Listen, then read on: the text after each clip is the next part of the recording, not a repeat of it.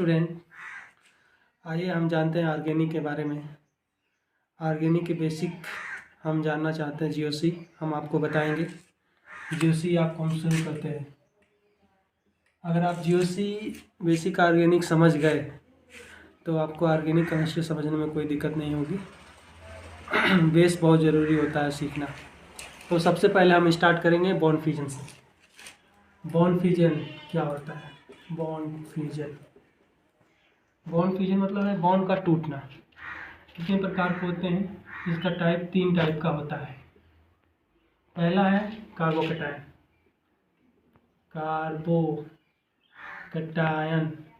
Carbocation में जैसे मैं एग्जांपल बता रहा हूँ आपको, ये एक रिएक्शन हो रहा है, इसमें ये वाला बॉन्ड टूट के ए पे चला जाता है, तो कार्बन पे क्या होता है? पॉजिटिव चार्ज आ जाता है और ए पे नेगेटिव चार्ज आ जाता है। तो ये कार्बोकैटायन है। अगर कार्बन पे पॉजिटिव चार्ज आता है तो उसको कार्बोकैटायन कहते हैं। जैसे यहाँ पे कार्बो एनायन में क्या होता है? कार्बो एनायन में क्या होता है? जैसे एक कंपाउंड है ये, इसमें क्या होता है कि ये बॉन्ड टूट कर ए पे चला जाता है, तो क्या होगा यहाँ पे? नहीं, सॉरी, ये बॉन्ड टूट कर ये कार्बन पे आ जाता है। ये वाला बॉन्ड टूट के बच्चों कार्बन पे आ जाएगा, तो कार्बन पे निगेटिव चार्ज आ जाएगा और इस पे ए पे पॉजिटिव चार्ज आ जाएगा, तो इसको हम बोलेंगे कार्बो एनायन। और जस्ट तीसरा ये है फ्री रेडिकल। फ्री रेडिकल में क्या होता है? जैसे मैं बता रहा हूँ आपको, ये बॉन्ड जो है ये बराबर भागों में टूटता है। दो divide in two part of half, दो भागों में टूटता है, तो ये ऐसा कुछ हो जाता है, यहाँ पे ऐसा कुछ बन जाता है। तो आप देख सकते हैं डॉट डॉट आ गया है क्योंकि न्यूट्रल चार्ज हो गया है, इस पर कोई चार्ज नहीं आया है, दो बराबर भागों में टूट गया है, तो इसको हम फ्री रेडिकल करते हैं। मैं एक बार और रिवीजन आपको करा देता हूँ।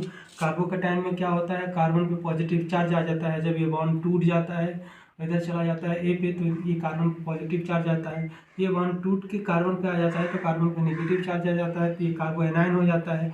जब ये कार्बन दोनों बराबर भागों में इसका बॉन्ड ये टूट जाता है तो ये फ्री रेडिकल बन जाता है। जब दो बराबर भागों में टूटता है, फ्री रेडिकल बनता है, तो इसको हम कहते हैं दूसरे शब्दों में homolytic bond fusion. Homolytic bond fusion. जब किसी पे एनायन, किसी पे कैटायन, किसी पे नेगेटिव चार्ज, किसी पे पॉजिटिव चार्ज आता है, तो उसको हम कहते हैं heterolytic bond fusion. Heterolytic bond fusion. हाँ, मुझे उम्मीद है आप लोगों को ये बात समझ में आ गई होगी कि कार्बोकैटायन क्या होता है, कार्बो एनायन क्या होता है, फ्री रेडिकल क्या होता है। आइए अब हम जानते हैं इलेक्ट्रोफाइल के बारे में। इलेक्ट्रोफाइल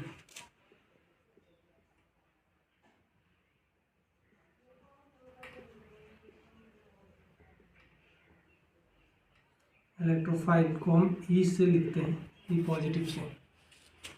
इलेक्ट्रोफाइल का क्या होता है बच्चों? Electro plus file. फाइल का मतलब होता है लविंग। Electron loving. जैसे मैं पहला इसमें मैं केस बता देता हूँ। पॉजिटिव इलेक्ट्रोफाइल, मैंने ई से लिख दिया। इलेक्ट्रोफाइल को ई प्लस से लिखते हैं, पॉजिटिव इलेक्ट्रोफाइल में जैसे हाइड्रोजन प्लस है, CH3 प्लस है, NO2 प्लस है, NO प्लस है,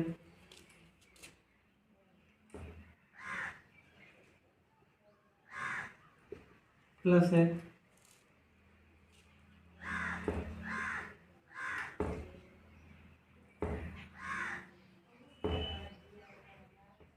ये प्लस है, ये सब इलेक्ट्रोफाइल है।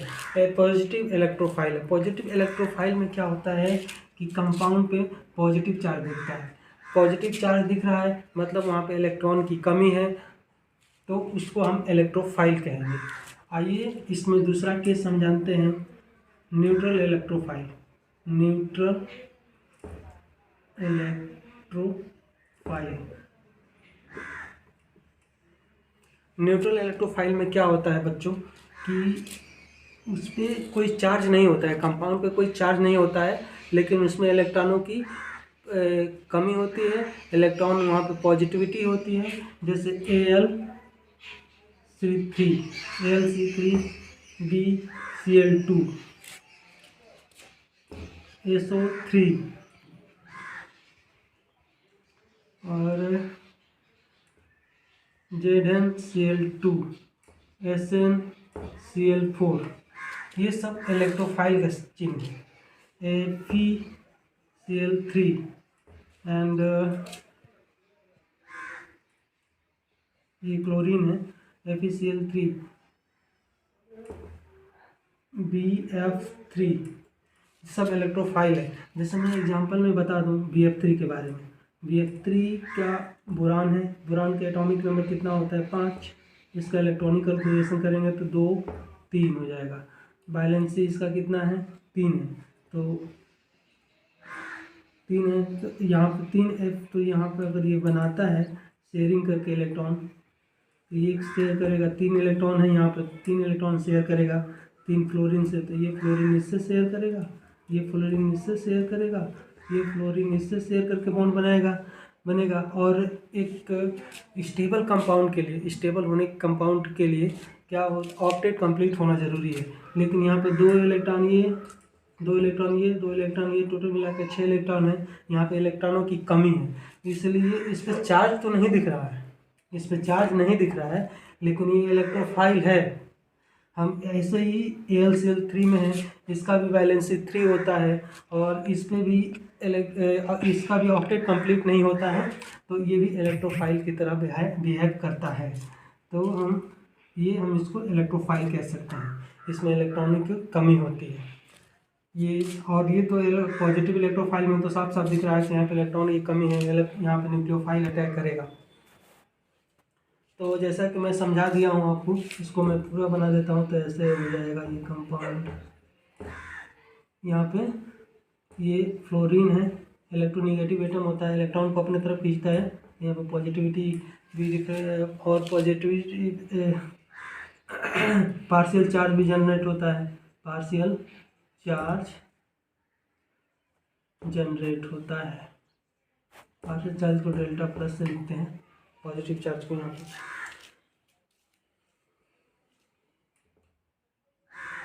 तो जैसा कि मैंने आपको बता दिया इलेक्ट्रोफाइल के बारे में कि इलेक्ट्रोफाइल को E+ से लिखते हैं। इलेक्ट्रोफाइल 2 प्रकार का होता है, positive electrophile, neutral electrophile. Positive electrophile में H+, CH3+, NO2+, NO+, NH4+, ये टर्सरी कार्बोकैटायन है, फिर से AlCl3 है, BCl2 है, SO3 है, ZnCl2 है, ये है न्यूट्रल इलेक्ट्रोफाइल है। आइए जानते हैं अब न्यूक्लियोफाइल के बारे में। यहाँ पे हम न्यूक्लियोफाइल के बारे में जानते हैं बच्चों।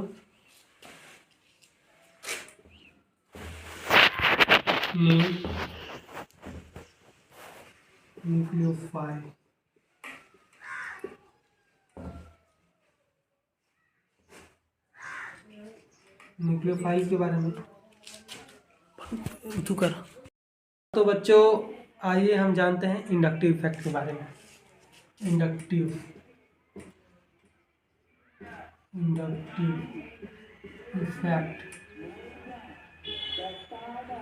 इफेक्ट को हम परमानेंट इफेक्ट भी कहते हैं। ये सिग्मा बॉन्ड के थ्रू ऑपरेट होता है। ये डिस्टेंस डिपेंडेंट इफेक्ट है और इसको हम आई से लिखते हैं। ये 2 प्रकार का होता है, एक plus I effect,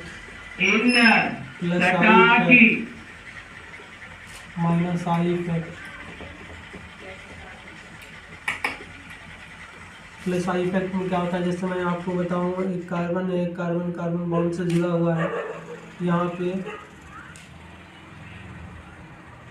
electron donating group लगा हुआ है। इलेक्ट्रॉन को जो डोनेट करता है, इलेक्ट्रॉन जो देता है, ग्रुप लगा हुआ है। तो ये इलेक्ट्रॉन की डायरेक्शन किधर हो जाएगी, इधर हो जाएगी। तो इसमें पार्शियल चार्ज जनरेट होगा। तो ये होगा 1 2 3, इस पर निगेटिव चार्ज होगा, इस पर निगेटिव चार्ज होगा, इस पर निगेटिव चार्ज होगा। और इस पर जो इलेक्ट्रॉन डोनेट कर रहा है तो इसमें पार्शियल पॉजिटिव चार्ज आ जाएगा। ये होता है, ये इलेक्ट्रॉन को विड्रॉइंग करता है। इलेक्ट्रॉन इसको बोलते हैं इलेक्ट्रॉन डोनेटिंग ग्रुप होता है। इलेक्ट्रॉन को डोनेट करता है, इलेक्ट्रॉन को देता है। ये इलेक्ट्रॉन डोनेटिंग ग्रुप इलेक्ट्रॉन को डोनेट करता है। जैसे कि मैं एग्जांपल आपको बता दूं, इसका कुछ इलेक्ट्रॉन डोनेटिंग ग्रुप का एग्जांपल बता दूं तो CH माइनस है, NH माइनस हुआ, H माइनस है, CH3 है, प्लस है, टर्सरी कार्बोकैटायन है, सेकेंडरी कार्बोकैटायन है, प्राइमरी कार्बोकैटायन है। ये क्या हुआ, ये सब इलेक्ट्रॉन डोनेटिंग ग्रुप है, इलेक्ट्रॉन को डोनेट करते हैं। जैसे O माइनस है, CH2 माइनस हुआ, ये हुआ। ये क्या है, इलेक्ट्रॉन डोनेटिंग ग्रुप है, इलेक्ट्रॉन को डोनेट करते हैं। और जैसे आइसोटोप में अगर मैं आपको बता दूँ, ये पहला है। आइसोटोप में बता दूँ तो इलेक्ट्रॉनिक डोनेटिंग ग्रुप में है, ट्राइटियम है, उसके बाद ड्यूटेरियम है, उसके बाद हाइड्रोनियम है। आप जानते हैं ये इलेक्ट्रॉन डोनेटिंग ग्रुप है। आइए हम जानते हैं माइनस आई इफेक्ट के बारे में। माइनस आई इफेक्ट में क्या होता है, इलेक्ट्रॉन विड्रॉइंग ग्रुप होता है, इलेक्ट्रॉन को अपने तरफ खींचने की क्षमता होता है। जैसे ये कार्बन है, ये कार्बन है, कार्बन पे कोई ग्रुप लगा हुआ है, electron withdrawing group, electron withdrawing group लगा हुआ है। तो ये इलेक्ट्रॉन को अपने तरफ खींचेगा, तो ये डायरेक्शन इधर बन जाएगा, और ये कार्बन पे पार्शियल पॉजिटिव चार्ज जनरेट हो जाएगा। इसको हम नंबर दे सकते हैं, और इस पर पार्शियल नेगेटिव चार्ज जनरेट हो जाएगा। तो ये इलेक्ट्रॉन विड्रॉइंग ग्रुप लगता है माइनस आई इफेक्ट में। जैसे मैं कुछ इसका कुछ सीरीज बता दूँ तो NF3 माइनस,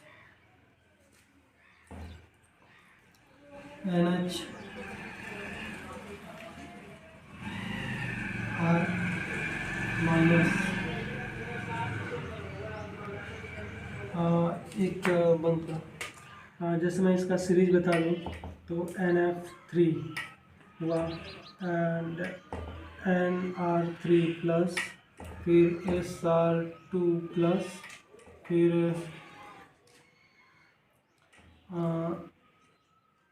CHO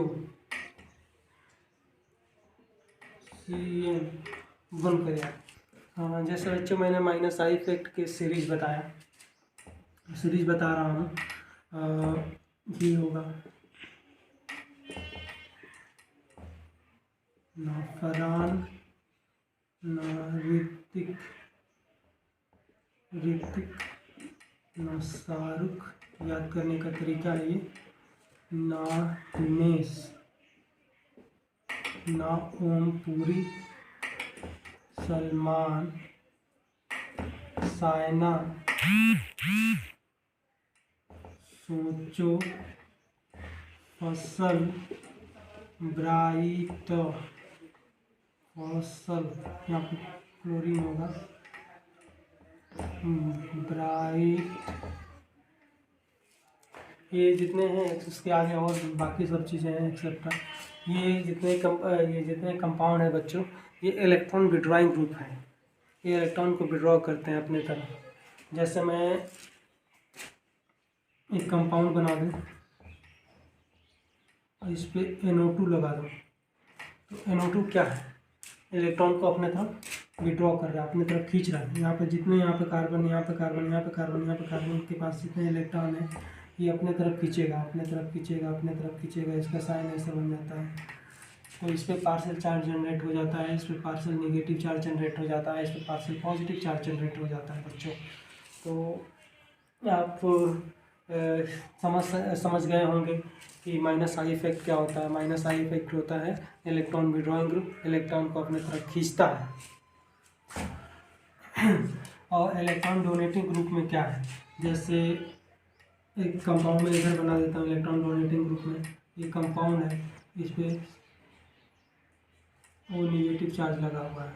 तो वो नेगेटिव चार्ज क्या होता है, इस पर नेगेटिव चार्ज क्या होता है, ये इलेक्ट्रॉन डोनेट करता है। तो इलेक्ट्रॉन इससे कार्बन के पास डोनेट करेगा, इसके पास डोनेट करेगा, इसके पास डोनेट करेगा, डोनेट करेगा, डोनेट करेगा, इसमें इलेक्ट्रॉन डोनेट करता है। तो प्लस आई इफेक्ट में आप समझ गए होंगे कि इलेक्ट्रॉन डोनेटिंग ग्रुप होता है, और माइनस आई इफेक्ट में आप समझ गए होंगे कि इलेक्ट्रॉन विड्रॉइंग ग्रुप होता है। इलेक्ट्रॉन विड्रॉइंग ग्रुप के मतलब होता है इलेक्ट्रॉन को अपने तरफ खींचना, इलेक्ट्रॉन डोनेटिंग ग्रुप के मतलब होता है इलेक्ट्रॉन को देना, किसी कंपाउंड की तरफ भेजना, देना।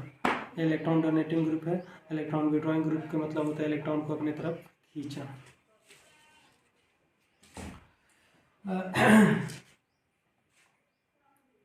तो आप समझ गए होंगे दोनों में क्या होता है, दोनों में अंतर समझ गए होंगे प्लस आई इफेक्ट में, माइनस आई इफेक्ट में। तो अगर हमें एसिडिक स्ट्रेंथ निकालना है, एसिडिक स्ट्रेंथ तो माइनस आई इफेक्ट जितना ज़्यादा होगा, जैसे एसिडिक स्ट्रेंथ है तो माइनस आई इफेक्ट ज़्यादा होना चाहिए, और इसका inversely proportional plus I effect होना चाहिए। जैसे कंपाउंड है एसिटिक एसिड,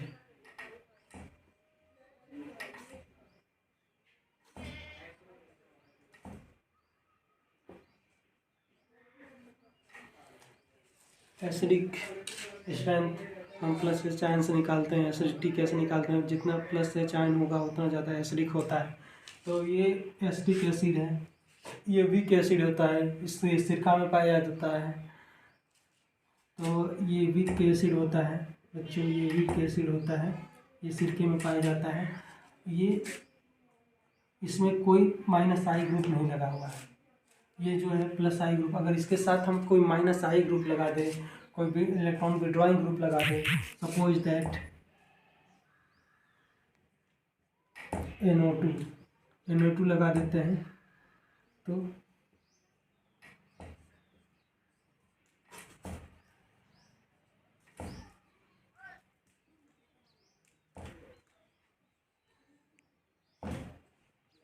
तब ये वीक एसिड था पहले। जब NO2 ग्रुप लगा, इलेक्ट्रॉन विड्रॉइंग ग्रुप लगा, माइनस आई इफेक्ट लगा, तब ये हो जाएगा स्ट्रॉन्ग एसिड। तो आप यहाँ से समझ सकते हैं कि एसिडिक स्ट्रेंथ कैसे बढ़ता है। एसिडिक स्ट्रेंथ जब बढ़ेगा तो माइनस आई इफेक्ट बढ़ेगा, अगर एसिडिक स्ट्रेंथ घटेगा तो प्लस आई इफेक्ट घटेगा, प्लस आई इफेक्ट बढ़ेगा, सॉरी। तो आप समझ गए होंगे। यहाँ पे मैं इसको घेरे में लगा देता हूँ। एसिडिक स्ट्रेंथ क्या होता है कि एसिडिक स्ट्रेंथ बढ़ेगा तो माइनस आई इफेक्ट बढ़ेगा। अगर इसको हम उल्टा कर दें कि बेसिक स्ट्रेंथ क्या होता है, बेसिक स्ट्रेंथ, तो यहाँ पे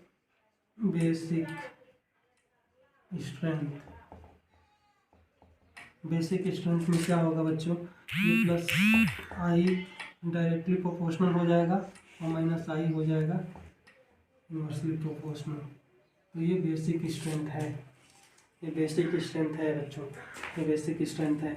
आप समझ गए होंगे कि माइनस आई इफेक्ट से हम एसिडिक स्ट्रेंथ कैसे निकालते हैं और प्लस आई इफेक्ट से बेसिक स्ट्रेंथ कैसे निकालते हैं।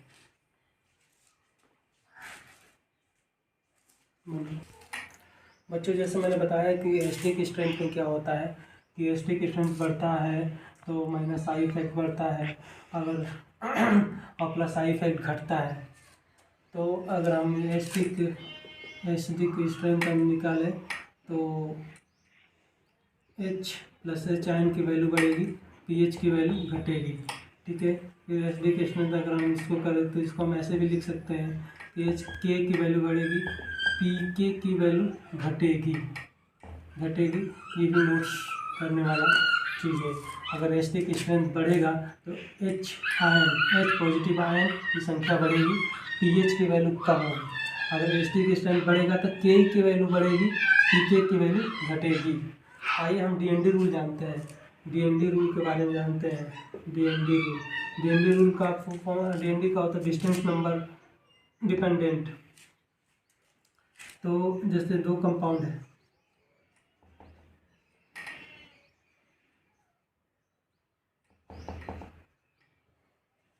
ये पहला है, ये दूसरा है।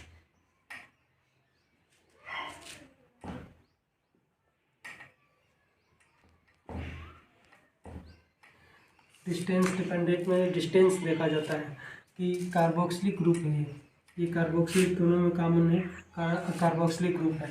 इसके पहले कार्बन पे कौन सा ग्रुप लगा है? NO2 ग्रुप लगा है। इसके दूसरे कार्बन पे, पहले कार्बन पे कोई नहीं लगा, दूसरे कार्बन पे फ्लोरीन लगा है।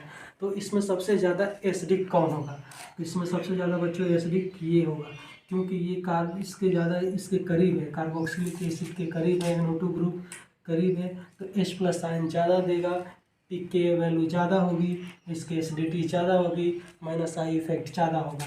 तो आप समझ गए होंगे, जैसे मैंने बताया था कि फ्लोरीन से ज़्यादा इलेक्ट्रॉन विड्रॉइंग NO2 ग्रुप होता है। तो NO2 ग्रुप जितना ज़्यादा विड्रॉइंग ग्रुप होगा, जो जितना ज़्यादा कोई कंपाउंड विड्रॉइंग ग्रुप होगा उतना ज़्यादा एसिडिक होगा। तो आप ऐसा समझ गए होंगे। चलो जैसे देखिए दूसरा एग्जांपल क्या है। जैसे एक कंपाउंड है, यहाँ पे CN ग्रुप लगा है, एक और कंपाउंड है, यहाँ पे Amine ग्रुप लगा है। तो CN ग्रुप का क्या काम है, क्या है, ये पहचानने की जरूरत है। ये जो कॉमन है, कॉमन तो कॉमन है इन दोनों में। अब यहाँ पे कौन ज़्यादा एसिडिक होगा ये देखना है। तो ये साइनाइड ग्रुप जो होता है, इलेक्ट्रॉन विड्रॉइंग ग्रुप होता है, इलेक्ट्रॉन को अपने तरफ खींचेगा, इलेक्ट्रॉन को अपने तरफ खींचेगा तो एसिडिक स्ट्रेंथ बढ़ेगा। एसिडिक स्ट्रेंथ के बारे में मैंने बताया था कि acidic strength directly -I effect के होता है, समानुपाती होता है, प्रोपोर्शनल होता है, इन्वर्सली प्रोपोर्शनल होता है +I इफेक्ट के वजह से। तो इसमें सबसे ज़्यादा एसिडिक कौन होगा? ये कंपाउंड होगा। ये क्या है? इलेक्ट्रॉन डोनेटिंग ग्रुप है, तो ये इलेक्ट्रॉन देगा, तो ये ज़्यादा एसिडिक नहीं होगा। अगर इन दोनों में बेसिक पूछा जाए तो बेसिक कौन होगा? तो बेसिक ये होगा, क्योंकि electron donating group directly proportional to +I group, +I group होता है बच्चों। तो आप समझ गए होंगे कि इलेक्ट्रॉन विड्रॉइंग ग्रुप से एसिडिक स्ट्रेंथ कैसे निकालते हैं, बेसिक स्ट्रेंथ कैसे निकालते हैं। बच्चों हम pK वैल्यू निकालना आप सीखते हैं। जैसे और एग्जांपल हम आपको बताते हैं। Compare pK value, pK value में आपको हम एक एग्जांपल दे रहे हैं। H3 है, ये पहला एग्जांपल है, ये दूसरा एग्जांपल है CD3।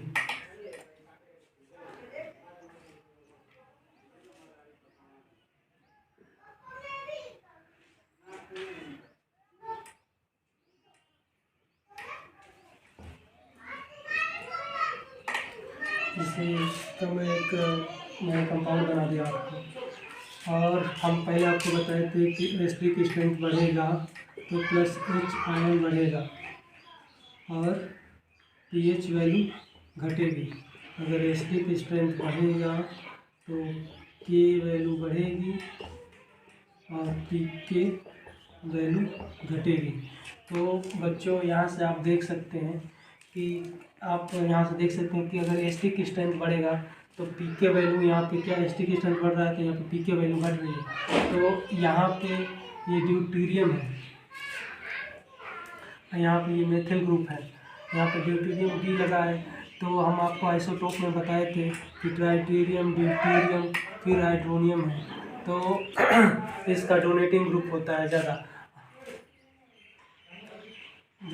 Donating group. जैसा कि मैंने बताया कि इसमें कुछ यहाँ पे मैंने ये थोड़ा ये लगा दूँ तब समझ में आएगा। तो यहाँ पे देख सकते हैं, तो देख सकते हैं कि यहाँ पे क्या लगा है, ड्यूटेरियम है, यहाँ पे हाइड्रोजन है। तो ड्यूटेरियम का डोनेटिव ग्रुप ज़्यादा होता है, तो यहाँ पे इसमें पी के वैल्यू किसकी ज़्यादा होगी, जिसकी एस्टिक स्ट्रेंथ कम होगी। तो एस्टिक स्ट्रेंथ कम कैसे होगी, डोनेटिव ग्रुप ज़्यादा होगा, तो डोनेटिव ग्रुप इसमें ज़्यादा है। ये माइनस आई इफेक्ट का काम कर रहा है, ये माइनस आई इफेक्ट का काम कर रहा है। ये डोनेटिंग ग्रुप इसका ज़्यादा होगी तो पी के वैल्यू बढ़ेगी, तो ये होगा सबसे ज़्यादा पी के वैल्यू। और मैं दूसरा एग्जांपल आपको बताने जा रहा हूँ। जैसे इसमें क्या है कि इसमें पीएच वैल्यू निकालना है, इसमें पीएच वैल्यू निकालना है, इसमें पीएच वैल्यू निकालना है। तो एक कंपाउंड हम बनाते हैं, यहाँ पे CH3 लेते हैं, दूसरा कंपाउंड बनाते हैं,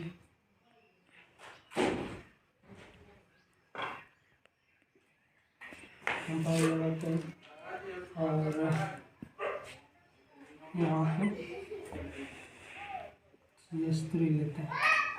ठीक, ये दूसरा कंपाउंड, ये लिख देते हैं, इसको हम बी लिख देते हैं। इसमें पीएच वैल्यू बताना है, पीएच वैल्यू बताना है दोस्तों। तो आप देख सकते हैं कि यहाँ पे आप देख सकते हैं कि एस्टिक स्ट्रेंथ बढ़ेगा तो पीएच वैल्यू घटेगी। तो यहाँ पे ये तो दोनों कॉमन है, ये तो दोनों कॉमन है, तो इसको हम छोड़ के हम दोनों में हम कंपेयर करेंगे। तो इसमें माइनस आई इफेक्ट कौन है, माइनस आई इफेक्ट होगा तभी तो एस्टिक स्ट्रेंथ बढ़ेगा। तो माइनस आई इफेक्ट यहाँ पे है, ये माइनस आई इफेक्ट है बच्चों, ये माइनस आई इफेक्ट है, ये प्लस आई इफेक्ट है। तो माइनस आई इफेक्ट बढ़ेगा तो क्या होगा, एस्टिक स्ट्रेंथ घटेगी। लेकिन यहाँ पे एस्टिक स्ट्रेंथ की पीएच वैल्यू पूछिए कि पीएच वैल्यू किसकी ज़्यादा होगी, इन दोनों में किसकी ज़्यादा होगी। तो अगर प्लस आई इफेक्ट है, ये माइनस आई इफेक्ट है तो पीएच वैल्यू घट रही है, ये प्लस आई इफेक्ट होगा तो पीएच वैल्यू स्वाभाविक बात है बढ़ेगी। तो ये बात ये है, यहाँ इसकी ज़्यादा पीएच वैल्यू होगी बच्चों, इसकी ज़्यादा पीएच वैल्यू होगी। वैसे अगर मैं एक और कंपाउंड आपको बता दूँ, तो एक और मैं आपको बता दूँ, एक और एग्जांपल आपको बता दूँ कि इसमें एसिडिक स्ट्रेंथ किसकी ज़्यादा होगी। इसमें एसिडिक स्ट्रेंथ किसकी ज़्यादा होगी, एसिडिक स्ट्रेंथ किसकी ज़्यादा होगी। और यहाँ पर हम एक कंपाउंड लगा देते हैं NF3 पॉजिटिव चार्ज, यहाँ पे Br लगा देते हैं, ब्रोमीन लगा देते हैं। फिर में एसिडिक स्ट्रेंथ कितना किसकी ज़्यादा होगी, तो माइनस आई इफेक्ट इसका ज़्यादा होगा ब्रोमीन से कई गुना इसका माइनस आई इफेक्ट ज़्यादा होगा, माइनस आई इफेक्ट ज़्यादा होगा तो प्लस आयन H आयन ज़्यादा होगा, तो ये ज़्यादा एसिडिक होगी, ये ज़्यादा एसिडिक होगी बच्चों। ये मैं ठीक बच्चों, मैं अब कार्बोकैटायन और कार्बो एनायन में स्टेबिलिटी के बारे में बताने जा रहा हूँ। स्टेबिलिटी क्या होता है, to compare to stability carbocation और कार्बोकैटायन एंड कार्बो एनायन में क्या होता है कि जैसे पॉजिटिव है कार्बोकैटायन, तो यहाँ पे पॉजिटिव चार्ज लगेगा, यहाँ पे आई पॉजिटिव लगेगा। तो इसका हम क्या लिख सकते हैं, इसकी स्टेबिलिटी अगर हमें पता लगानी है, तो स्टेबिलिटी पता लगानी है तो ये डायरेक्ट प्लस आई इफेक्ट हो जाएगा, इसका inversely proportional to minus I effect होगा, inversely proportional to minus I effect होगा। अगर कार्बन की पॉजिटिविटी की स्टेबिलिटी निकालनी है तो डायरेक्ट प्लस पॉजिटिव चार्ज होना चाहिए। जैसे ये कार्बन है तो यहाँ पॉजिटिव अगर कोई डोनेटिंग ग्रुप लगा हुआ है तो ये स्टेबल कंपाउंड बनेगा। अगर यही मैं दूसरे में कार्बो एनायन में बात बता दूँ आपको, तो कार्बो एनायन में क्या होता है बच्चों, कार्बो एनायन में ये निगेटिव है तो यहाँ पे निगेटिव चार्ज लगेगा, माइनस आई लगेगा, यहाँ पे माइनस आई लगेगा, यहाँ पे माइनस आई लगेगा। तो जो निगेटिव चार्ज है इसको स्टेबल रखने के लिए माइनस आई इफेक्ट लगाया जाता है। ये जो निगेटिव चार्ज है इसको स्टेबल रखने के लिए माइनस आई चार्ज लगाया जाता है। इसको स्टेबल रखने के लिए माइनस आई लगाया जाता है। जो नेगेटिव चार्ज है इसको स्टेबल रखने के लिए माइनस आई चार्ज लगाया जाता है। तो इसकी स्टेबिलिटी को हम ऐसे लिख देंगे बच्चों, ऐसे लिख देंगे माइनस आई हो जाएगा, इनवर्सली प्रोपोर्शनल टू प्लस आई होगा। आप समझ रहे हो, कुछ मैं एग्जांपल देकर आपको समझा रहा हूँ, आप समझ जाएंगे। जैसे ये है,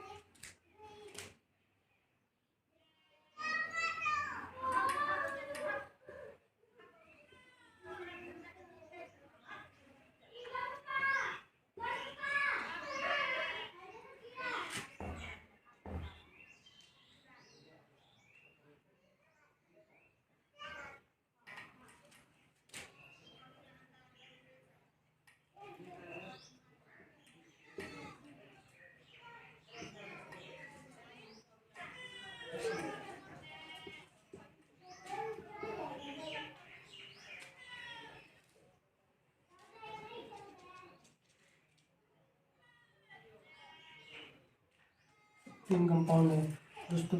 तो बच्चों यहाँ हम देख सकते हो कि ये तीनों कंपाउंड में सबसे ज़्यादा स्टेबल कौन सा होगा। इसमें सबसे ज़्यादा स्टेबल कौन सा होगा, मैंने आपको बताया था कि इलेक्ट्रॉन डोनेटिंग में ट्राइटियम सबसे ज़्यादा होता है, ड्यूटेरियम होता है, उसके बाद हाइड्रोनियम होता है। इन तीनों में सबसे ज़्यादा स्टेबल कौन सा होगा बच्चों? तो हम इसका स्टेबिलिटी का अगर हम सीरीज बताएं, स्टेबिलिटी का सीरीज बताएं बच्चों आपको, तो स्टेबिलिटी का सीरीज बताएं तो सबसे ज़्यादा स्टेबल सी है, उसके बाद बी है, उसके बाद ए है। ये है तो ये है इसका एग्जांपल, कार्बोकैटायन का एग्जांपल है, कार्बोकैटायन की स्टेबिलिटी के एग्जांपल है।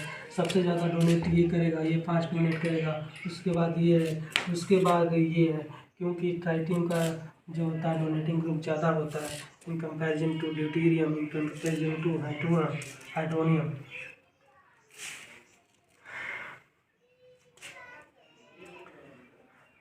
अगर ऐसे ही मैं कंपाउंड में एक दूसरा एग्जांपल बता दूँ कार्बोएनाइन के लिए, तो कार्बोएनाइन में क्या होगा, यहाँ पे नेगेटिव चार्ज है, मैं भी कंपाउंड यहाँ पे जोड़ता हूँ।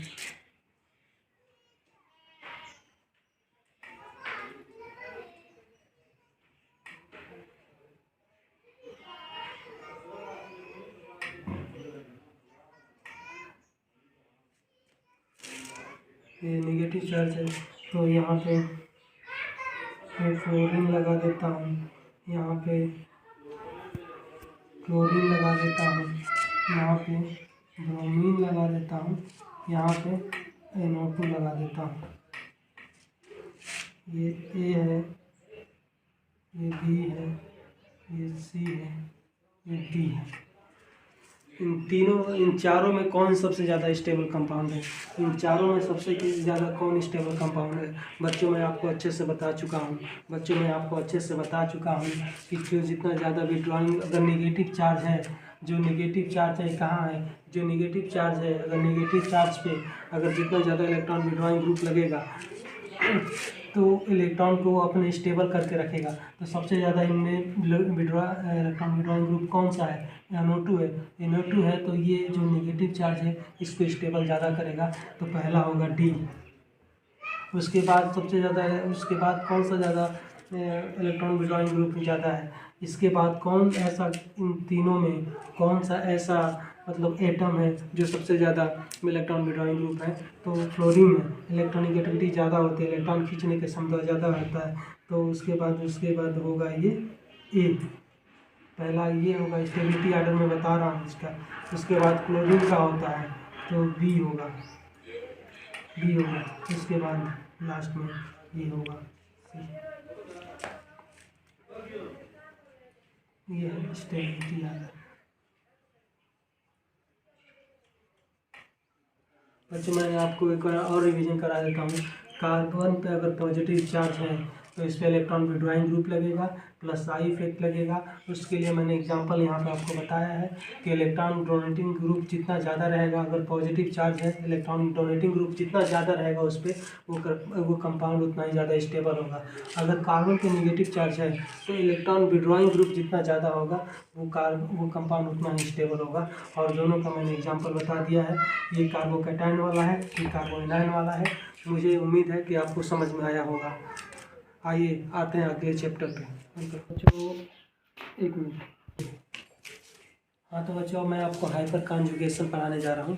Hyper conjugation most important topic है, इससे सवाल बहुत आते हैं नीट जेई में, IIT जेई में। तो हाइपर कॉन्जुगेशन क्या है? हाइपर कॉन्जुगेशन हाइपर कॉन्जुगेशन जैसे में पहला कार्बोकैटायन के बताऊंगा। कार्बोकैटायन एक एग्जांपल हम आपको बता देते हैं। ये CH2 प्लस चार्ज है, फिर से ये है। बच्चों हाइपर कॉन्जुगेशन में क्या होता है कि जैसे पॉजिटिव चार्ज है, पॉजिटिव चार्ज के बाद जो अल्फा कार्बन होता है ये sp3 होना चाहिए, sp3 होना चाहिए और कम से कम एक हाइड्रोजन होना चाहिए, कम से कम एटलीस्ट वन हाइड्रोजन होना चाहिए, हाइड्रोजन एटम होना चाहिए।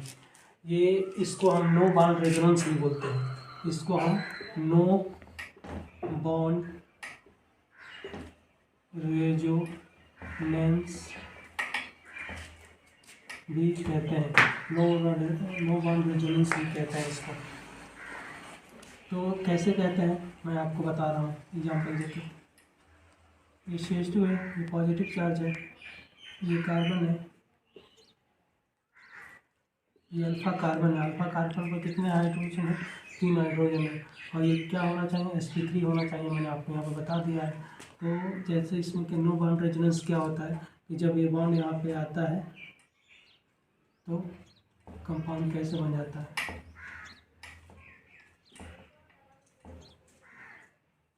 यहाँ पर पॉजिटिव चार्ज देखिए, यहाँ पर कोई बॉन्ड नहीं है, यहाँ पर कोई बॉन्ड नहीं है, यहाँ पर कोई बॉन्ड नहीं है, ये नो बॉन्ड रेजोनेंस होता है। वैसे ही अगर यहाँ पे वैसे ये कार्बन है, वैसे बारी बारी का अगर हम ऐसे बारी बारी से करें तो क्या होगा? यहाँ पर पॉजिटिव चार्ज आएगा, यहाँ का पॉजिटिव चार्ज आएगा और यहाँ पर होगा, तो ये क्या हो जाएगा? जो ये कंपाउंड बन जाएगा, ये पॉजिटिव चार्ज आएगा, ये नो। कितने स्ट्रक्चर हो जाएंगे? जितने अल्फा हाइड्रोजन है उतने ज़्यादा रेजोनेंस होगा। 3 अल्फा हाइड्रोजन है तो 3 रेजोनेंस होगा। तो ये तीसरा कहाँ पे होगा? ये वाला जो हाइड्रोजन है यहाँ पे पॉजिटिव चार्ज आएगा, जब ये इधर जाएगा तो पॉजिटिव चार्ज आएगा, तो यहाँ पर CH2 बन जाएगी। तो ये क्या है? ये है हाइपर कॉन्जुगेशन। हाइपर कॉन्जुगेशन को हम क्या कहते हैं बच्चों? नो बॉन्ड रेजोनेंस कहते हैं। इस पे कार्बन पॉजिटिव के बाद अगर जो कार्बन है अल्फा कार्बन उसको कहते हैं, उस पर कम से कम एक हाइड्रोजन होना चाहिए, तब हाइपर कॉन्जुगेशन फॉलो करेगा, नहीं तो नहीं करेगा। एक आइए कुछ एग्जाम्पल हम जानते हैं। एग्जाम्पल में कुछ हम आपको बताते हैं।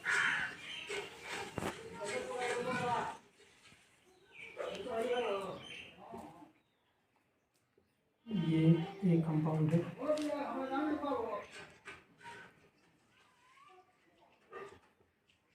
डी कंपाउंड है,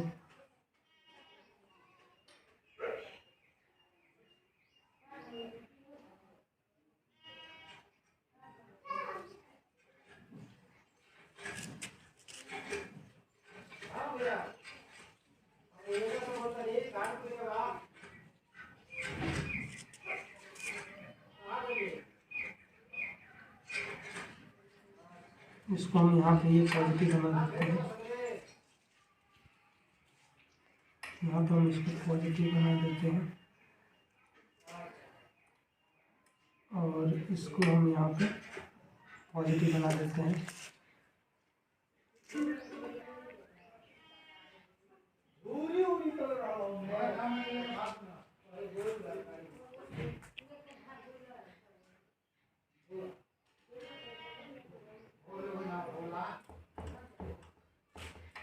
डॉट कंपाउंड है इसको बना दूँ।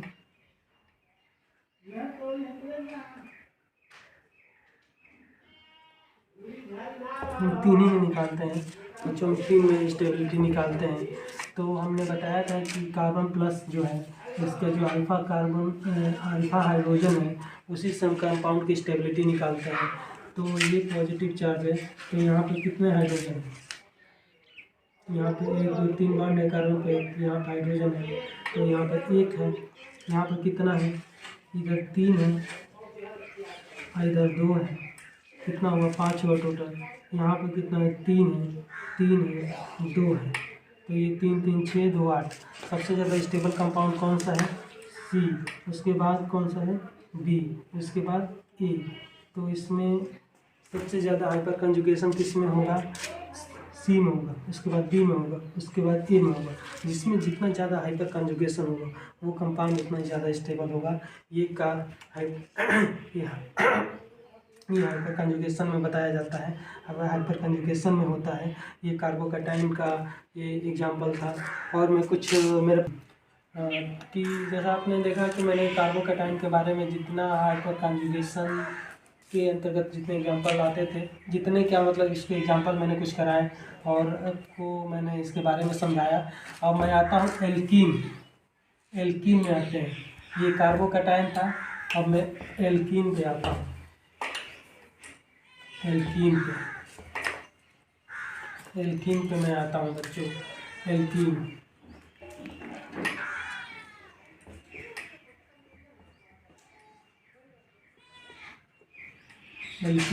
ये एल्कीन कंपाउंड है, ये एल्कीन कंपाउंड है, ये एल्कीन कंपाउंड है। एल्कीन कंपाउंड के बाद जो कार्बन होता है, जो अल्फा कार्बन होता है, ये अल्फा कार्बन है। अगर मैं इसको और पूरा बढ़िया से बना दूँ तो ऐसे ऐसे बन जाएगा, ऐसे ऐसे ऐसे बन जाएगा। ये अल्फा कार्बन है, ये sp3 है। इसका हम रेजोनेंस कराते हैं। ये सेम कार्बोकैटायन की तरह है, कार्बन वहाँ पे पॉजिटिव चार्ज था, यहाँ पे क्या है एल्कीन है। तो इसका हम अगर रेजोनेंस करेंगे तो सेम वैसे ही होगा। मान लीजिए ये बॉन्ड को हम रेजोनेंस कराते हैं तो क्या होगा, ये हाइड्रोजन है, ये हाइड्रोजन है, यहाँ पॉजिटिव चार्ज आएगा, यहाँ पे डबल बॉन्ड हो जाएगा, तो यहाँ पे निगेटिव चार्ज आ जाएगा, निगेटिव चार्ज आएगा। वैसे अगर हम दूसरे वाले कार्बन इसका कराते हैं तो इस पर पॉजिटिव चार्ज आ जाएगा, इससे हाइड्रोजन ये निगेटिव चार्ज आएगा। वैसे हम तीसरे वाले को करा देते हैं तो क्या होगा, इस पर पॉजिटिव चार्ज आ जाएगा, ये निगेटिव चार्ज आ जाएगा। तो आप देख रहे हैं कि कार्बोकैटायन में जैसा हुआ था इसमें भी सेम होगा। मैं कुछ एग्जांपल दूंगा, मैं कुछ एग्जांपल करूंगा इसमें, मैं कुछ एग्जांपल जैसे मैंने कुछ एग्जांपल लिखे हैं,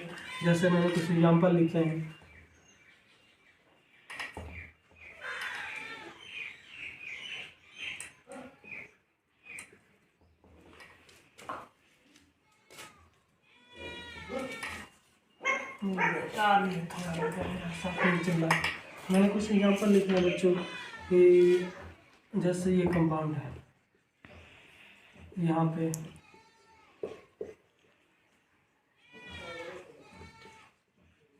ये है एल्कीन।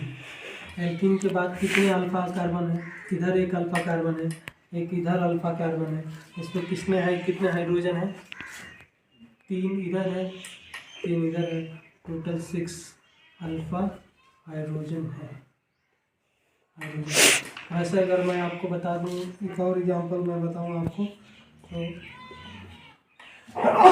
सॉरी,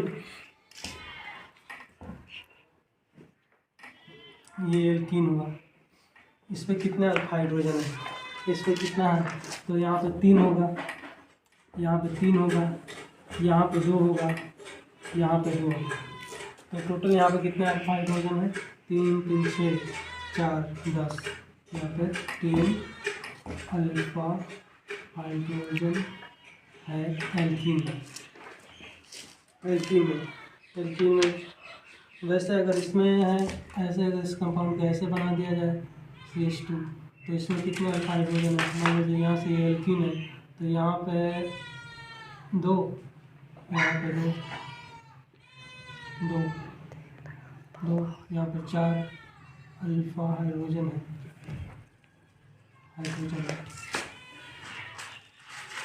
4 अल्फा हाइड्रोजन है। और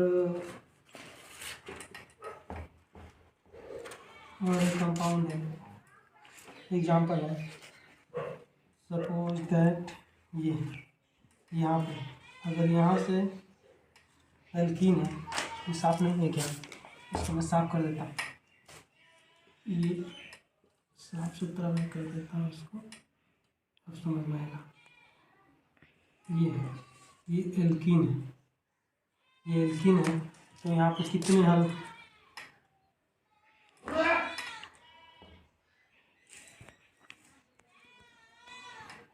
तो ये एल्कीन यहाँ पे है, एल्कीन। तो यहाँ पे कितने अल्फा हाइड्रोजन है, यहाँ तक 1 है, तो यहाँ पे 3, तो 3 alpha, 3 alpha hydrogen, 3 alpha hydrogen है बच्चों, 3 अल्फा हाइड्रोजन है बच्चों।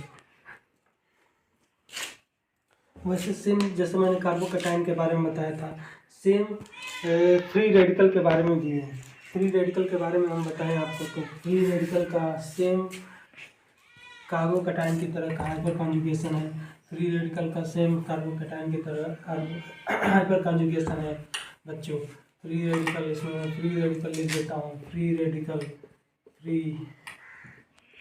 रेडिकल, रेडिकल, फ्री रेडिकल में क्या है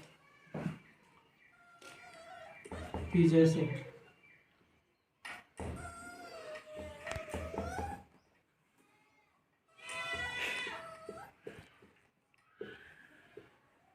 ये फ्री रेडिकल है, ये फ्री रेडिकल के बाद यहाँ पे क्या है, अल्फा हाइड्रोजन, अल्फा कार्बन है। अल्फा कार्बन पर कितने हाइड्रोजन है, 1 2 3 है। इसका हम रेजोनेंस कराएं, मान लीजिए इसका हम कराते हैं, तो कैसे बनेगा,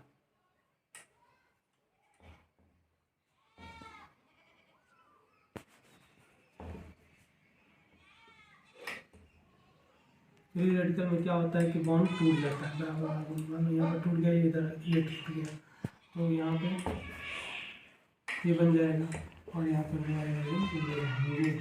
वैसे सेम हम यहाँ पे कर सकते हैं, यहाँ पे करेंगे,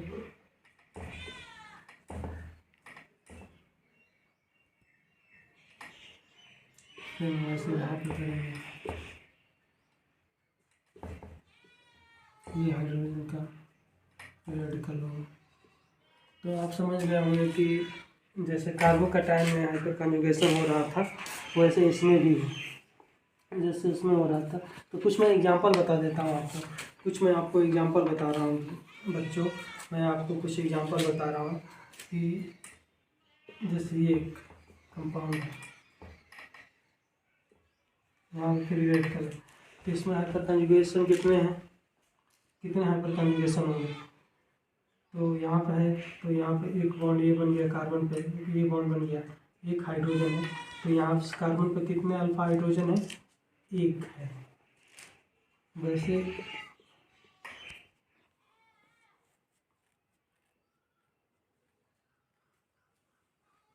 यहाँ पे फ्री रेडिकल है, यहाँ पे फ्री रेडिकल है। फ्री रेडिकल हमने पहले आपको बता दिया था कि फ्री रेडिकल के बाद जब कार्बन होता है, अल्फा कार्बन, तो जितने हाइड्रोजन होते हैं उसी से रेजोनेंस होता है, उससे जितना ज़्यादा रेजोनेंस होगा उतना ज़्यादा कंपाउंड स्टेबल होता है। तो ये जैसे यहाँ पे ये कार्बन पे रेडिकल है, वो कार्बन पे रेडिकल है, इसके अल्फा कार्बन ये है, ये एक अल्फा कार्बन है, ठीक। अल्फा कार्बन पे कितने हाइड्रोजन है, 2। इस अल्फा कार्बन पे कितना हाइड्रोजन है, 2। तो टोटल कितने इस पे अल्फा कार्बन पे हाइड्रोजन होंगे, 4 हाइड्रोजन, हाइड्रोजन और अल्फा कार्बन।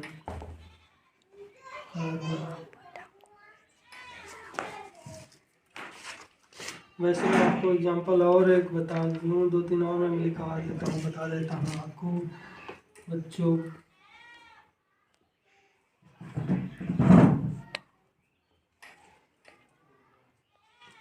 ये कार्बन है, तो इस पर कितने अल्फा कार्बन है, ये किस पे कितना अल्फा कार्बन है, अरे अल्फा हाइड्रोजन है, इसके अल्फा कार्बन पे कितने हाइड्रोजन हैं, तो यहाँ पे हुआ 2 हुआ और यहाँ पे 1, इसमें टोटल कितने हुए 3 हुए, ये 2 3 हुआ। वैसे एक और मैं बता दूँ तो आप आसानी से इसको बता देंगे। अगर मैं यहाँ पे फ्री रेडिकल है, यहाँ पे तो अल्फा कार्बन एक यहाँ पे होगा, एक यहाँ पे होगा, यहाँ पे होगा, यहाँ पे कितने हाइड्रोजन होंगे 2 होंगे, यहाँ पे 2 होंगे और यहाँ पे 3 होंगे, तो टोटल कितना होगा 4 3 7 अल्फा हाइड्रोजन, अल्फा 7 हाइड्रोजन होगा, 7 अल्फा हाइड्रोजन। तो इन तीनों में सबसे ज़्यादा स्टेबल कंपाउंड कौन सा होगा, ये, क्योंकि इसमें ज़्यादा अल्फा हाइड्रोजन है। उसके बाद इसमें कितना है, इसमें 4 है, इसमें 3 है।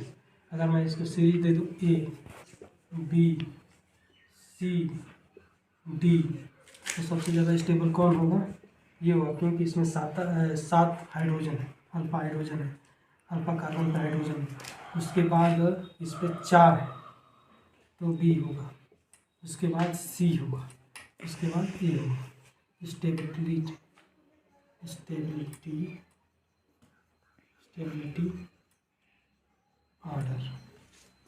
Stability order. बच्चों, हम उम्मीद है कि आप समझ गए होंगे carbocation, inductive effect, hyper conjugation, stick strength. मैंने जितने ऑर्गेनिक केमिस्ट्री के बेसिक के मैकेनिज्म बताया हूँ वो आप समझ गए होंगे। मैंने हाइपर कंजुगेशन में 3 चीज़ें मैंने बताया, कार्बोकैटायन, एल्कीन और फ्री रेडिकल। बच्चों, मैं अब आपको हकेल रूल पढ़ाने वाला हूँ। हकेल रूल में क्या होता है कि कंपाउंड को हम 4n+2 पाई रूल से फॉलो करते हैं और देखते हैं, उसमें कंडीशन होते हैं। हकेल रूल में मैं आपको बता देता हूँ हकेल रूल की कंडीशन होते हैं। हकेल रूल तो हम कंपाउंड को पहचानते हैं कि कंपाउंड एरोमेटिक है कि एंटी एरोमेटिक है, ये हकेल रूल से हम डिसाइड करते हैं। हकेल रूल में क्या होता है, पहला क्या कंडीशन है, पहला कंडीशन है कंपाउंड शुड बी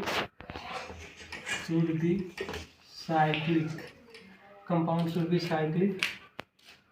दूसरा, compound should be planar, compound plane में होना चाहिए। तीसरा क्या है, अगर कंपाउंड प्लेन में है तो कंपाउंड कॉन्जुगेटेड होना चाहिए, कंपाउंड शुड बी कॉन्जुगेटेड। चौथा क्या है, compound should B follow 4n+2 pi rule.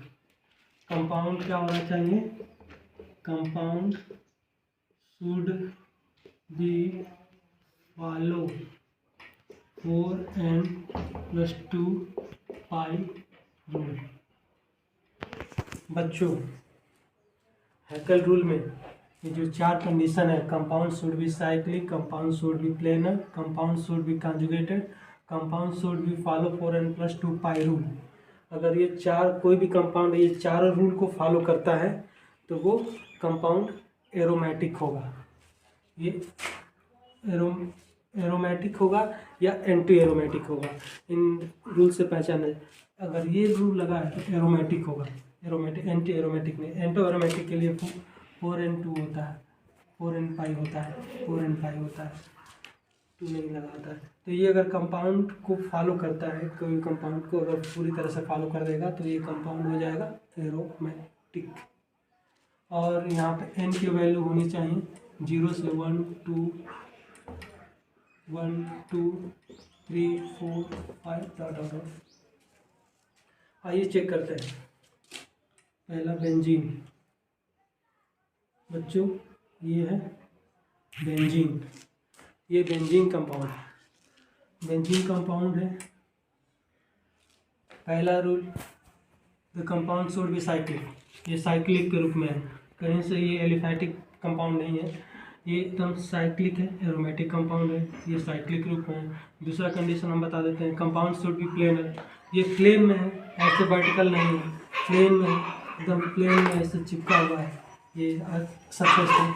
ये तीसरा है कंपाउंड शुड बी कॉन्जुगेटेड, ये कॉन्जुगेट करता है, इसमें डबल बॉन्ड जो है ये कॉन्जुगेट करता है, ये कॉन्जुगेट करता है, ये कॉन्जुगेट करता है, ये कॉन्जुगेट करता है। और चौथा है compound should B follow 4n+2 pi rule. इसमें क्या होता है कि 4n+2 पाई रूल, तो इसको फॉलो करने के लिए हमें क्या होता है, ये वैल्यू आनी चाहिए, ये n है, n की वैल्यू 0 1 2 3 4 5, अगर इसके बीच में कोई भी वैल्यू आ जाती है, इस जो लिखा, अगर इसमें जो भी वैल्यू लिखा अगर वो आ जाती है तो ये कंपाउंड एरोमेटिक कंपाउंड होगा। तो इसमें कितने बॉन्ड हैं टोटल, डबल बॉन्ड कितने हैं, 1 2 3, तीन है, तो कितने इलेक्ट्रॉन होंगे, कितने इलेक्ट्रॉन होंगे, 6 होंगे। एक बॉन्ड में 2 इलेक्ट्रॉन होते हैं, तो 3 बॉन्ड में कितना होगा, 6 पाई इलेक्ट्रॉन होगा, 6 पाई इलेक्ट्रॉन होगा। तो हम क्या करेंगे, पाई से पाई काटेंगे, 4n, अगर हम इसको 2 6 इधर जाएगा तो कितना हो जाएगा, 4, n बराबर 1, तो 1 वैल्यू आ रही है, 1 वैल्यू आ रही है, 1 वैल्यू आ रही है यहाँ पे। ये देखो इसमें n की वैल्यू 1 है, यहाँ पे n की वैल्यू 1 है, तो ये कंपाउंड क्या होगा, एरोमेटिक होगा। वैसे ही अगर हम इसको निकालें नैफ्थलीन का,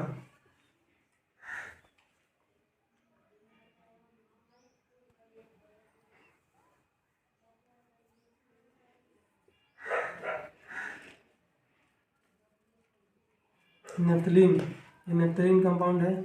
अगर हम इसकी ये प्लेनर है, साइक्लिक है, कॉन्जुगेटेड है, इसको हम 4n+2 पाई रूल से फॉलो करा दें तो कितना होगा, इसमें कितने इलेक्ट्रॉन है, 10 इलेक्ट्रॉन, 10 इलेक्ट्रॉन है, 10 इलेक्ट्रॉन है, ये इधर जाएगा तो कितना हो जाएगा, 8, n बराबर कितना होगा, 2, देखो यहाँ पे 2 है, n बराबर 2, 2 की वैल्यू, ये चौथा नियम के हिसाब से 2 आ रहा है यहाँ पे, तो ये कंपाउंड क्या होगा, हार्केल रूल फॉलो करेगा और एरोमेटिक होगा, एरोमेटिक होगा। वैसे कंपाउंड मैं बता देता हूँ,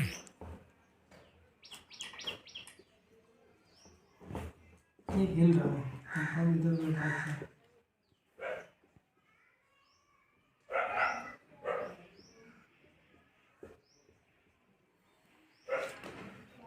ये भी कंपाउंड साइक्लिक है, प्लेनर है, कॉन्जुगेशन है, और 4n+2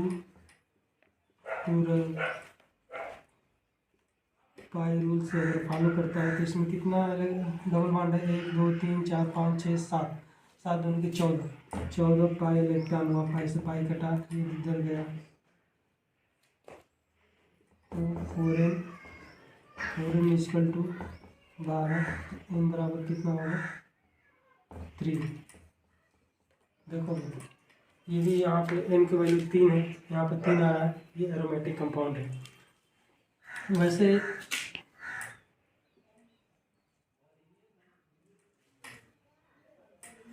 अगर ये कंपाउंड है, इसको हम फॉलो कराएं तो ये कंपाउंड प्लेनर है कि नहीं है, ये कंपाउंड इसको फॉलो कर रहा है कि नहीं फॉलो कर रहा है, तो हम ये रूल लगा देंगे 4n+2 पाई, इसमें कितने बॉन्ड है, डबल बॉन्ड एक है, तो कितने 2 इलेक्ट्रॉन होंगे, पाई इलेक्ट्रॉन होगा, ठीक।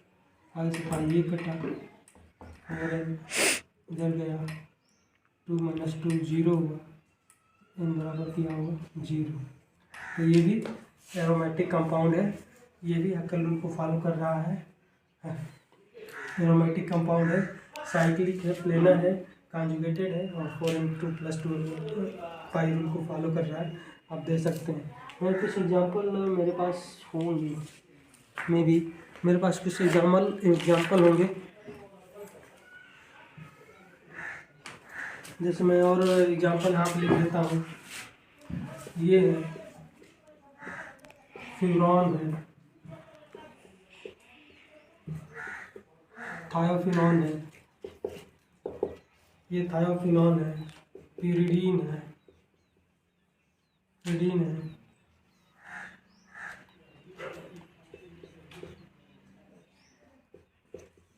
ये है, ये सब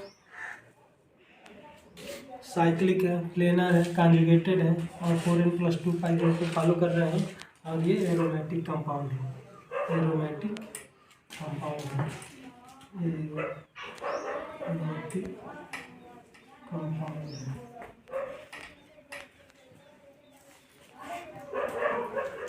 अब हम आपको पढ़ाते हैं एंटी एरोमेटिक कंपाउंड क्या होता है। एंटी एरोमेटिक कंपाउंड क्या होता है, एंटी कंपाउंड क्या होता है, एंटी एरोमेटिक कंपाउंड क्या होता है।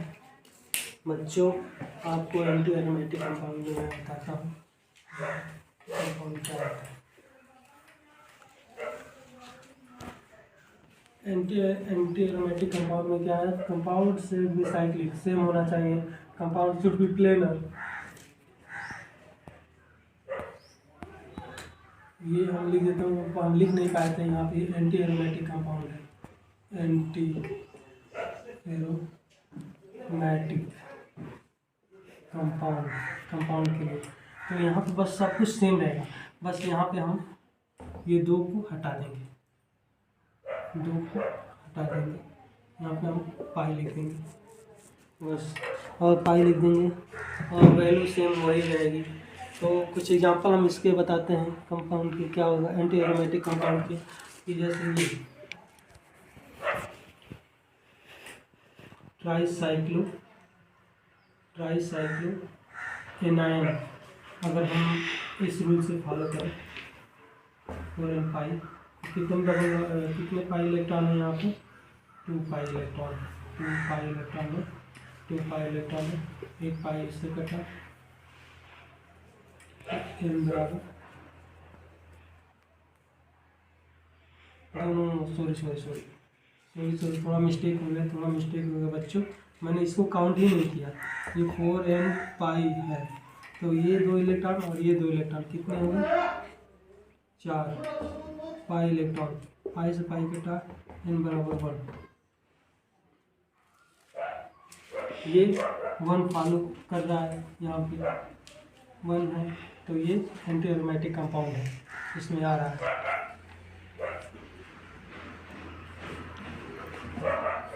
जैसे ये है एंटी एरोमेटिक कंपाउंड, इसको अगर हम फॉलो कराते हैं 4n पाई से तो ये कट जाएगा,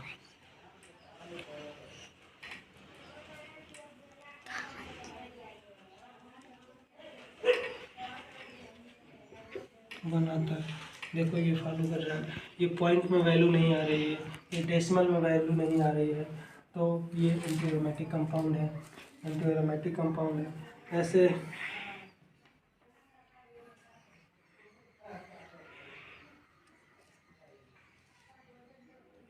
जैसे साइक्लोपेंटाडाइईन में पॉजिटिव चार्ज है, तो ये भी अगर हम इसको 4n+2 रूल से फॉलो कराएं, 2 पाई रूल से, तो 2 4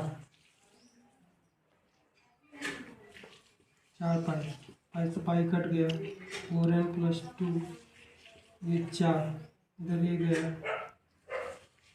2, उनके बराबर 2/4, ये वैल्यू क्या हो जाएगी, पॉइंट में आ जाएगी। पॉइंट में कोई वैल्यू नहीं आनी चाहिए, डिजिट में आनी चाहिए, डिजिट में आती है तभी रूल एंटी एरोमेटिक रूल चाहे एरोमेटिक रूल फॉलो करेगा। तो हम यहाँ पे क्या करेंगे, ये रूल ना लगा के ये रूल लगा दें, तो ये हम पहचानने के लिए आपको बता दिए कि पॉइंट में नहीं आना चाहिए, डेसिमल में नहीं आना चाहिए।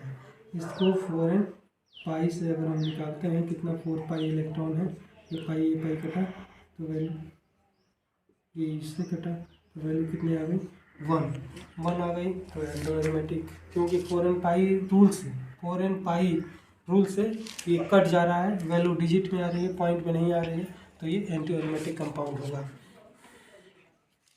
साइक्लोऑक्टाइन,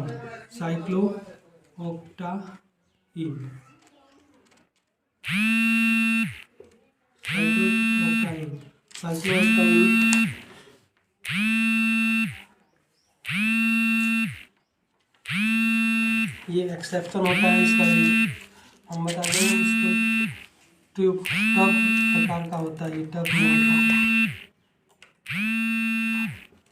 प्रकार का होता है, ये टब में होता है, तो टफ स्टेप इसका टफ स्टेप। तो आप मैं उम्मीद है कि आपको समझ में आ गया होगा कि एरोमेटिक कंपाउंड और एंटी एरोमेटिक कंपाउंड क्या है। और कोई डाउट हो तो मैं फिर बता सकता हूँ, क्योंकि थोड़ा मुझे 6-7 महीनों बाद मैं पढ़ा रहा हूँ, इसलिए तो थोड़ा सा मिस मैच हो जा रहा है, लेकिन कंसेप्ट मेरा क्लियर है। मैं अच्छे से बच्चों आपको पढ़ा सकता हूँ अगर आप